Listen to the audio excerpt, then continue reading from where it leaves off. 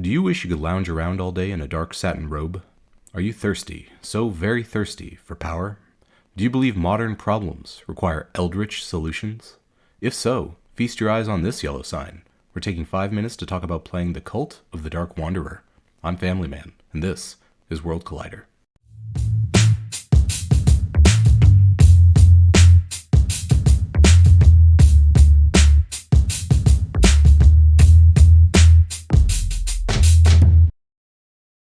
Cult of the Dark Wanderer, or CDW, the Cult, are a bucket of dice, glass cannon horde of insane fanatics devoted to an eldritch trickster god, the Dark Wanderer. Mix 1 part study and emerald with 1 part the Illuminati, and you've got the gist of the cult's lore. These devout madmen hail from a world where cosmic horrors have conquered Earth and rule out in the open, and where humans are mostly relegated to dying and going insane, but not always. Some humans actually love the New World Order, and those who found a way to thrive under eldritch rule did so with the patronage of a monstrous deity. In the case of the Dark Wanderer, we're talking about an elder being who gains power through deception. I'm not sure if the adage, if you can't beat 'em, join 'em, applies to cults, but in this case, that's exactly what happened. Speaking of beatings, let's take a look at the Macchi chart and see what the cultists are all about. The cult was developed by Peter Lustlos early last year, back when IWC was a very different animal.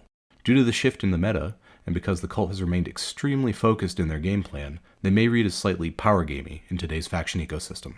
Some people may have issues with this, but I say taking up the mantle of Johnny Combo Player is no fun without a spike to measure up against, and this is the radar of a spike. Full-on flex, maximum mobility, and just enough melee and offense to close out the game before you have to worry about those shortcomings. With modest knack requirements and plenty of attacks, your rank and file can get by on honest dice alone, but they'll really begin to thrive after eating some buffs from your tactics and utility units. The cult's leaders won't do much for you in the way of AP generation, so smart deployment and strong formations will be key to getting maximum value out of your units. Thin on defense may be an understatement, since the cultists do best either hidden behind full cover or immediately in melee, but thankfully they've got the tools to get them in range quickly. You'll have Frenzied Charge in heavy rotation during the early game to help you sprint into position, or, if you're not sure where you need to be, Shield of Faith can provide a bit of a buffer to help your units see the next round. Be careful not to lean on shield too often though. We're talking about 2 points of defense on what's usually 10 health or less. Outside of your buff givers and buff takers, only a few units could be considered auto-includes, and even then you might find it hard to make room for them. The Shade's 12 steps of movement with flying means they can find any enemy anywhere on the map and make it disappear using their K3A1D12 attack. That might be worth making room for, and I recommend taking 2 and deploying as a pair.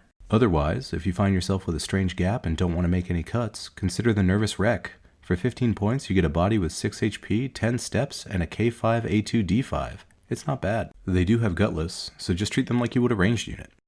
Glass cannons are a dime a dozen on the IWC faction page. So what makes the cult worth selling your soul for? The proper synergies. This is old school rank and flank min-max vibes, and I am extremely here for it. Some factions want you to win using their unique mini-games, but the cult just wants you to win. There's a bit of bubble juggling, but hardly.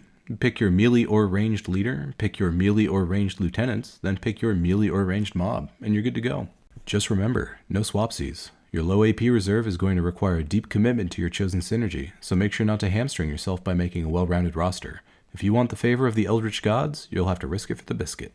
For your big point expenditures, you'll want to take a Cult Leader plus a Flagellant for your melee lists, while the Arch Warlock plus Witch combo will cover your ranged rosters. Make sure not to run the Cult Leader and Flagellant in the same formation, but feel free to do so with the Lock and Witch. As for those mobs, there are some specialized units near the top end of the list, like Massacre, Fanatic, and Cult Psychic, which work really well in a power pair with your Flagellants, but make for a fairly elite list. Otherwise, you'll get more bang for your buck running Fire Slingers and Cultist Veterans. The Cult's shooting lists are actually among my favorite, and they're typically geared towards taking out high priority targets, but unfortunately your tactics just don't help you enough to justify them except, oddly, against other shooting armies.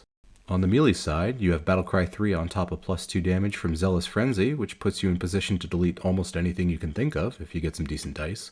But on the range side, you'd have to high roll the right bypass using magical adaptivity just to get near that kind of DPS. You'd also be paying roughly 25% more points to do it, but hey, you do you. Most of the cult's environmental effects shred or alter defense values, specifically physical defense, which the cultists do not have, or mess with ranged attacks, which most of the cultists ignore anyways thanks to their Eldritch Sight. Encroaching mist and overwhelming presence can hamper your game plan a little bit, but smart positioning and knowing how to stack your buffs will help keep your tempo up. You'd better hope your opponent leaves their AoE at home, otherwise you'll have to make some hard choices about what you can afford to lose mid-round.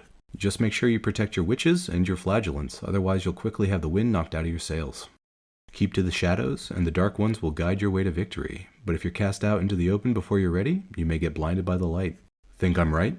Think I'm wrong? Head over to the If Worlds Collide Discord and decide for yourself. Links to the IWC Discord and the Cult of the Dark Wanderer faction page are all below. I'm Family Man. I'll see you next time Worlds Collide.